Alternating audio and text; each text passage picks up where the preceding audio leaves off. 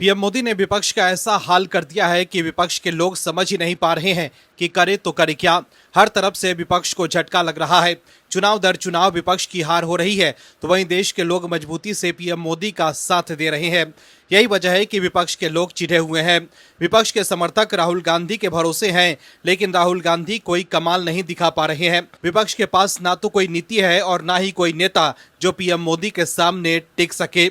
वही देश के लोग ये देख रहे हैं कि पीएम मोदी की सही नीतियों की वजह से देश विकास की पटरी पर तेज गति से आगे बढ़ रहा है। ऐसे में हार से परेशान कांग्रेस के नेता पीएम मोदी पर भड़ास निकाल रहे हैं। दरअसल पीएम मोदी को पहले आतंकवादी बताकर कांग्रेस अध्यक्ष मल्लिकार्जुन खड़गे ने भले ही तुरंत अपनी बात पलट दी हो, लेकिन बीजेपी ने कांग्रेस के खिलाफ पूरी तरह से मोर्चा खोल दिया है। केंद्रीय मंत्री से लेकर बीजेपी के तमाम नेता कांग्रेस पर जोरदार हमले कर रहे हैं। केंद्रीय मंत्री पीयूष गोयल ने पीएम मोदी के खिलाफ खड़गे की अपमानजनक टिप्पणी के लिए कांग्रेस सांसद राहुल गांधी और डीएमके चीफ एमके स्टालिन से माफी मांगने को कहा है। पीयूष गोयल ने कहा है कि मुझे शर्म आती है कि कांग्रेस और डीएमके इतना नीचे गिर चुकी है कि भारत के लोगों के द्वारा लोकतांत्रिक तरीके से चुने गए प्रधानमंत्री को आतंकवादी कहकर अपमानित कर रही है। वहीं बीजेपी सांसद संबित पात्रा ने कहा है कि ये सिर्फ निंदनीय नहीं बल्कि कांग्रेस पार्टी की मानसिकता जाहिर करती है। ये जुबान नहीं फिसली है। अगर वे सफाई भी दे रहे हैं तो याद रखिएगा, कांग्रेस पार्टी की ओर से ये जानबूझकर की गई साजिश है। इसके अलावा संबित पात्रा ने यह भी कहा कि हर दिन राहुल गांधी अपने भाषण में प्रधानमंत्री जी के साथ तू तराक वाला व्यवहार करते हैं और आज तो अति हो गई जब राहुल जी के कहने पर खड़गे जी ने प्रधानमंत्री मोदी को टेररिस्ट कह दिया। संबित पात्रा ने कहा कि कांग्रेस पार्टी को याद रखना चाहिए कि जब भी कांग्रेस पार्टी ने प्रधानमंत्री को गाली दी है, भारत के लोगों ने इसे दंडित किया है। इस बार भी भारत की जनता इसका जवाब देगी। दर्शकों, कांग्रेस के लोग पीएम मोदी को लेकर अपमानजनक भाषा का इस्तेमाल कर रहे हैं, लेकिन आप दर्शक पीएम मोदी के साथ हैं तो कमेंट में वी सपोर्ट पीएम मोदी जरूर लिखें, ताकि कांग्रेस को साफ संदेश जाए कि देश के लोग पीएम मोदी के साथ हैं। इस खबर में आगे आपको बताएंगे सब कुछ डिटेल में, तो बने रहिए हमारे साथ अंत तक और देखिए हमारी ये खास रिपोर्ट। साथ ही आप दर्शकों से विनम्र निवेदन है कि अगर अब तक आपने चैनल को सब्सक्राइब नहीं किया है तो अभी कर लीजिए, साथ ही बेल आइकॉन भी दबा दीजिए। दर्शकों, पश्चिम बंगाल में विधानसभा चुनाव को लेकर सियासी पारा हाई है।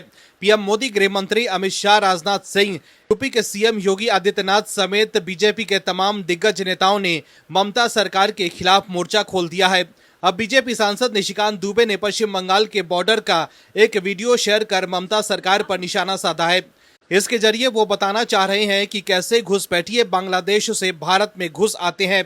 बीजेपी के फायर ब्रांड सांसद निशिकांत दुबे ने सोशल मीडिया प्लेटफॉर्म एक्स पर एक वीडियो पोस्ट किया है, जिसमें उन्होंने कहा है कि वीडियो में देखिए कैसे बांग्लादेशी घुसपैठिए भारत आ सकते हैं। बीजेपी सांसद ने बताया है कि ये इलाका पश्चिम बंगाल के बशीर घाट का ताकी इलाका है। इच्छामती नदी के उस पार बांग्लादेश है।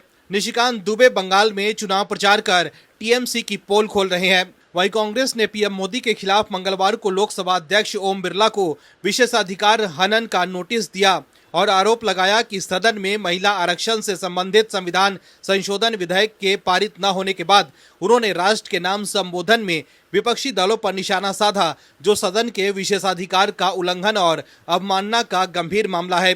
कांग्रेस पार्टी के संगठन महासचिव केसी वेणुगोपाल ने ओम बिरला को दिए नोटिस में ये आग्रह किया है कि संसद की गरिमा और इसके सदस्यों को दी गई संवैधानिक सुरक्षा को बनाए रखने के लिए तत्काल और निर्णायक कदम उठाए जाएं, ताकि इस तरह के उल्लंघन को न तो नजरअंदाज किया जाए और न ही दोहराया जाए। वहीं दिल्ली के पूर्व सीएम अरविंद केजरीवाल के खिलाफ जनहित याचिका दाखिल की गई है। इस जनहित याचिका में कोर्ट की अवमानना की कार्रवाई की मांग की गई है। दिल्ली हाईकोर्ट में दाखिल याचिका में आरोप लगाया गया है कि जब अरविंद केजरीवाल जस्टिस स्वर्णकांता शर्मा के समक्ष रिक्यूजल एप्लीकेशन पर अपनी दलील दे रहे थे, तो सोशल मीडिया पर कोर्ट की कार्रवाई की रिकॉर्डिंग को जानबूझकर और सोची समझी रणनीति के तहत दिल्ली हाईकोर्ट के वीसी नियमों का उल्लंघन करते हुए पब्लिश किया गया। याचिका में कोर्ट से अनुरोध किया गया है कि वो मामले में विस्तृत जांच कराएं और उचित कार्रवाई के आदेश दें। वकील वैभव सिंह ने दिल्ली हाई कोर्ट में याचिका दाखिल कर अरविंद केजरीवाल, मनीष सिसोदिया और संजय सिंह समेत अन्य के खिलाफ अवमानना की कार्रवाई किए जाने की मांग की है।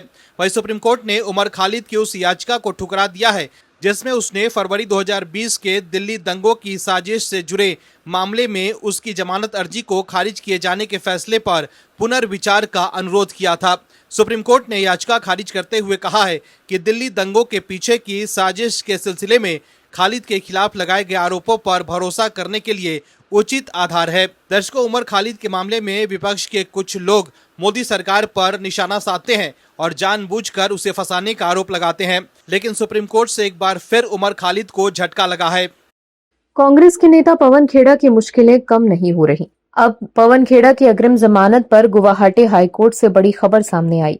दर्शकों, पवन खेड़ा अब अपने ही बिछाए जाल में फंसे हुए हैं। पवन खेड़ा सोच रहे थे कि असम के साथ हेमंत बिस्वा शर्मा और उनकी पत्नी पर फर्जी दस्तावेज के जरिए आरोप लगाकर कांग्रेस को चुनावी लाभ दिलवा पाएंगे, लेकिन पवन खेड़ा के मंसूबों पर पानी तब फिर गया जब सीएम हेमंत बिस्वा शर्मा की पत्नी ने एफआईआर दर्ज करवा दी। वहीं दूसरी तरफ जिस फर्जी दस्तावेज के जरिए पवन खेड़ा हेमंत बिस्वा शर्मा की पत्नी पर 3 देशों के पासपोर्ट रखने का आरोप लगा रहे थे, वो फर्जी निकला। इतना ही नहीं, उस दस्तावेज का पाकिस्तानी लिंक भी सामने आया, जिसके बाद पवन खेड़ा और घिर गए। वहीं जब असम पुलिस ने कार्रवाई शुरू की तो पवन खेड़ा दिल्ली से ऐसे भागे मानो उन्हें पता था कि उन्होंने जो किया है उसको लेकर अब उनकी मुश्किलें बढ़ने वाली हैं। कांग्रेस के नेता राहुल गांधी बब्बर शेर कह रहे थे, लेकिन राहुल गांधी के कथित बब्बर शेर का कार में छिपकर भागते हुए ऐसा वीडियो वायरल हुआ जिसे देखकर देश के लोग काफी हैरान रह गए। वहीं अब पुलिस की कार्रवाई और गिरफ्तारी से बचने के लिए पवन खेड़ा कोर्ट की शरण में पहुंच चुके हैं।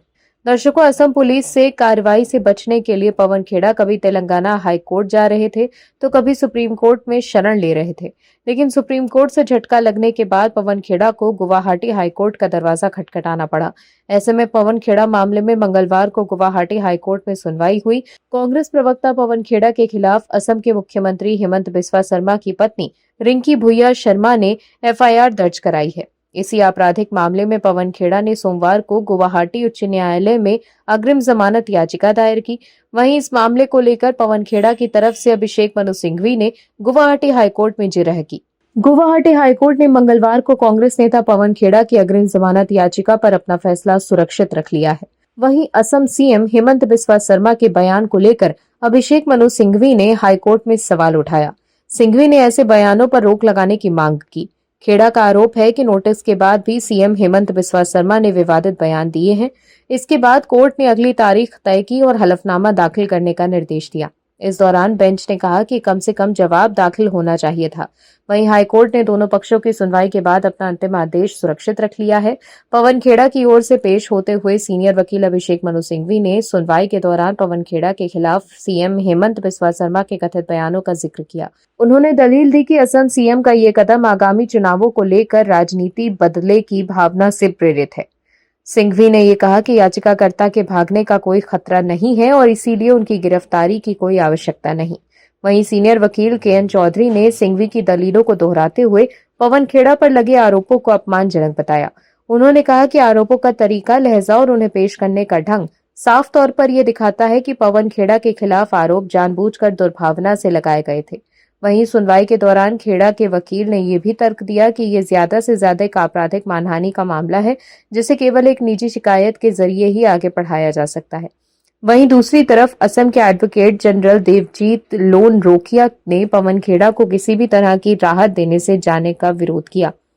उन्होंने कहा कि ये कोई साधारण मानहानि का मामला नहीं, क्योंकि इस मामले में दस्तावेजों और मालिकाना हक के कागजातों को गढ़ने का मामला शामिल है। उन्होंने आगे कहा कि इसमें मुख्य अपराध धोखाधड़ी और जालसाजी है। एडवोकेट जनरल देवजीत लोन सेकिया ने एफआईआर को पढ़ते हुए कहा कि पवन खेड़ा ने राजनीतिक फायदा उठाने और सीएम हेमंत बिस्वा शर्मा और उनकी पत्नी रिंकी भुइया शर्मा को बदनाम करने के लिए जाली दस्तावेज पेश किए। उन्होंने ये भी साफ किया कि असम पुलिस का इरादा कभी भी पवन खेड़ा को तुरंत गिरफ्तार करना नहीं था, बल्कि केवल उनके पासपोर्ट और संबंधित दस्तावेज हासिल करना था। ये भी तर्क दिया गया कि खेड़ा अंतरिम सुरक्षा के हकदार नहीं है, क्योंकि उनके भाग जाने का जोखिम है। 5 अप्रैल को पवन खेड़ा ने सीएम हेमंत बिस्वा शर्मा और उनकी पत्नी पर गंभीर आरोप लगाए थे। वहीं इन आरोपों में रिंकी भुइया शर्मा पर कई पासपोर्ट रखने का आरोप शामिल था, लेकिन अब पवन खेड़ा असम पुलिस से भागे भागे फिर रहे हैं।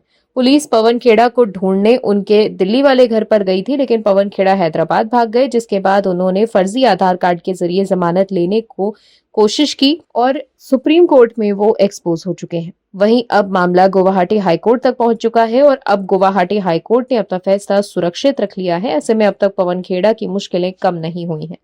दर्शकों, दिल्ली हाईकोर्ट ने सोमवार को शराब नीति केस में आम आदमी पार्टी के मुखिया अरविंद केजरीवाल की उस याचिका पर सुनवाई की जिसमें जस्टिस स्वर्णकांता को इस मामले की सुनवाई से खुद को अलग करने की मांग की गई थी, लेकिन कोर्ट ने इस मांग को खारिज कर दिया है। जस्टिस स्वर्णकांता शर्मा ने यह साफ कहा है कि किसी भी नेता को यह तय करने का कोई भी अधिकार नहीं दिया जा सकता कि जज सक्षम है या फिर नहीं। ये मामला दिल्ली की शराब नीति केस से जुड़ा है। इसमें अरविंद केजरीवाल, मनीष सिसोदिया और अन्य आरोपितों ने कहा था कि जस्टिस शर्मा पहले भी उनके खिलाफ फैसले दे चुकी है, इसलिए उन्हें इस केस की सुनवाई नहीं करनी चाहिए। उन्होंने ये भी आरोप लगाया कि जज के बच्चों का नाम केंद्र सरकार के वकीलों के पैनल में है, जिससे हितों का टकराव हो सकता है। जस्टिस शर्मा ने अपने फैसले में केजरीवाल के इन सभी आरोपों का जवाब देते हुए उन्होंने ये साफ कहा था कि केवल आरोप लगाने से ये साबित नहीं होता कि जज पक्षपाती है। उन्होंने साफ कहा कि कानून के आधार पर ही फैसला होगा, किसी की बनाई कहानी या फिर धारणा के आधार पर नहीं। उन्होंने स्थिति को कैच 22 बताया। इसका मतलब है कि चाहे वो केस से हटे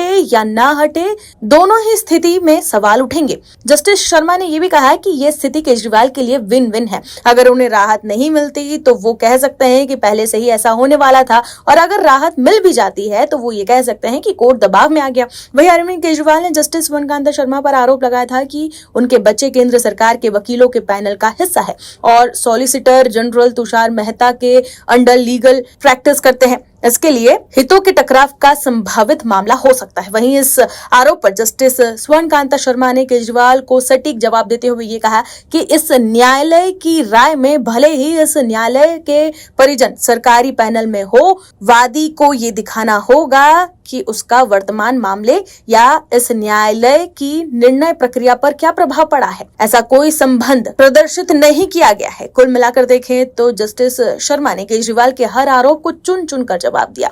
ऐसे में कह सकते हैं जस्टिस स्वर्णकांता का अरविंद केजरीवाल का रिक्यूजल की मांग ठुकराना केवल एक कानूनी निर्णय नहीं बल्कि न्यायपालिका की स्वतंत्रता, निष्पक्षता और मजबूती का प्रतीक है। उनकी मांग को खारिज करते हुए अदालत ने यह स्पष्ट कर दिया कि न्यायिक प्रक्रिया किसी भी तरह के दबाव या फिर आशंका के आधार पर नहीं चलेगी।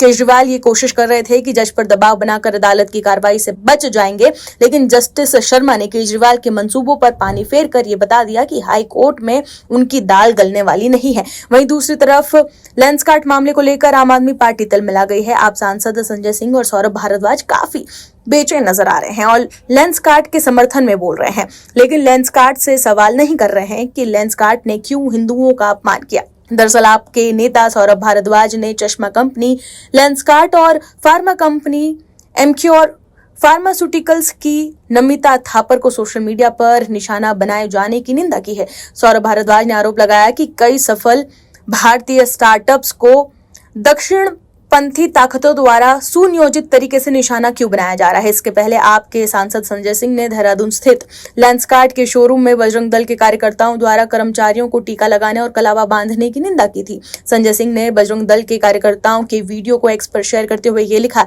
कि इनको गुंडागर्दी का लाइसेंस किसने दिया। वहीं अब लेंसकार्ट ने यू टर्न लेते हुए माफी मांग ली है। लेंसकार्ट ने बिंदी तिलक विवाद के बाद नई स्टाइल गाइड जारी करते हुए ये साफ किया है कि कर्मचारियों को बिंदी, तिलक, सिंदूर, कलावा, मंगलसूत्र, कड़ा, हिजाब और पगड़ी समेत सभी धार्मिक और सांस्कृतिक प्रतीक पहनने की अनुमति है। दर्शकों, तमिलनाडु में विधानसभा चुनाव प्रचार के दौरान कांग्रेस के अध्यक्ष मल्लिकार्जुन खड़गे ने पीएम नरेंद्र मोदी को लेकर टेररिस्ट शब्द का इस्तेमाल किया। खड़गे ने कहा कि AIADMK मोदी के साथ कैसे मिल सकते हैं, वो एक आतंकवादी है और वो ऐसे व्यक्ति हैं जो समानता में विश्वास नहीं रखते। उनकी पार्टी भी समानता और न्याय में विश्वास नहीं रखती और ये लोग उनके साथ मिल रहे हैं। इसका मतलब है कि वो लोकतंत्र को कमजोर कर रहे हैं। वहीं बीजेपी ने खड़गे के इस बयान पर आपत्ति जताते हुए उनसे माफी की मांग भी की है। मल्लिकार्जुन खड़गे ने कहा है कि उन्होंने ऐसा नहीं कहा। दरअसल मल्लिकार्जुन खड़गे ने एक प्रेस कॉन्फ्रेंस में ये बयान दिया। उन्होंने कहा कि तमिलनाडु में DMK और कांग्रेस का गठबंधन लोगों के लिए, विकास के लिए काम करता रहेगा। उन्होंने आरोप लगाया कि मोदी ने अन्नादुरई कलेगनार, कामराज, पेरियर और बाबा साहेब अम्बेडकर को नहीं मानते हैं। पीएम मोदी को लेकर खड़गे ने कहा कि वो समानता में यकीन नहीं रखते हैं, उनकी पार्टी भी समानता और न्याय में यकीन नहीं करती। इसका मतलब है कि वो महान हस्तियों के विचारों को नहीं मानते हैं। वहीं खड़गे का ये बयान काफी वायरल हो रहा है। सोशल मीडिया पर लोग नाराजगी जाहिर कर रहे हैं। वहीं खड़गे के इस बयान का वीडियो एक्स पर शेयर करते हुए बीजेपी IT सेल के प्रमुख अमित मालविया ने लिखा है कि एक और भद्दे प्रदर्शन में कांग्रेस अध्यक्ष मल्लिकार्जुन खड़गे ने प्रधानमंत्री नरेंद्र मोदी को आतंकवादी कहा और सवाल उठाया कि AIADMK उनके साथ गठबंधन कैसे कर सकती है। ये पहली बार नहीं जब खड़गे ने सार्वजनिक चर्चा के स्तर को इतना नीचे गिराया हो, लेकिन इस टिप्पणी से उन्होंने न केवल खुद को छोटा किया है बल्कि कांग्रेस के घोषित रवैये को भी बेनकाब कर दिया है। सार्थक बहस के बजाय भारत के सबसे लोकप्रिय नेता का अपमान और चरित्र हनन करना है। जब राजनीति सिर्फ नाम पुकार तक सिमट जाती है तो ये ताकत नहीं बल्कि गहरी हताशा और विश्वसनीय विकल्पों की कमी को दर्शाती है। वहीं राहुल गांधी के साथ एक बड़ा खेल हो गया है। राहुल गांधी की तमिलनाडु की सभा में ट्रांसलेशन में बड़ी चूक हुई। इसके चलते रैली में मौजूद तमिल और अंग्रेजी भाषी लोगों के लिए राहुल गांधी का पीएम मोदी पर हमला अलग अलग रहा। दरअसल राहुल गांधी तीखे भाषण में पीएम मोदी पर जोरदार हमले बोल रहे थे। राहुल गांधी ने कहा कि सत्ताधारी बीजेपी ने देश से झूठ बोला और इसके बाद उन्होंने एक तीखी आलोचना की। इसमें उन्होंने पीएम पर भारत को बेच देने का आरोप लगाया। राहुल गांधी ने ऐलान किया कि पीएम को अमेरिकी राष्ट्रपति ट्रंप कंट्रोल कर रहे हैं। दर्शकों, यहाँ तक तो सब कुछ ठीक रहा, लेकिन इसके बाद जब मंच पर कांग्रेस की तमिलनाडु इकाई की प्रमुख के सेल्वपेरुंथगाई की एंट्री हुई, जिन्होंने रियल टाइम अनुवादन की भूमिका निभाई, तो राहुल के भाषण का मूल अर्थ ही गायब हो गया। राहुल गांधी ने कहा था कि प्रधानमंत्री नरेंद्र मोदी में आत्मविश्वास की पूरी तरह से कमी है, लेकिन अनुवादक ने इसे पूरा आत्मविश्वास कह दिया। इसके बाद राहुल गांधी ने पीएम मोदी को लेकर कहा कि उन्होंने राष्ट्र से झूठ बोला, जिसका अनुवाद कुछ इस तरह से हुआ कि राष्ट्र फल फूल रहा है। दर्शकों, ये पहली बार नहीं है जब तमिलनाडु में कांग्रेस नेता राहुल गांधी के भाषण के अनुवाद में गलती हुई हो। वहीं तमिलनाडु में राहुल गांधी की रैली में ये गड़बड़ी ऐसे वक्त में सामने आई है जब राज्य में मंगलवार को चुनाव प्रचार का अंतिम दिन है। वहीं पीएम मोदी पर खड़गे के बयान की वजह से भी कांग्रेस घिर चुकी है। हालांकि बाद में खड़गे सफाई देते हुए नजर आए। खड़गे ने कहा कि मैंने आतंकवादी नहीं कहा, मैंने कहा कि वो आतंकित कर रहे हैं। Bureau report OMH news. आप दर्शकों से विनम्र निवेदन है कि चैनल को सब्सक्राइब जरूर करें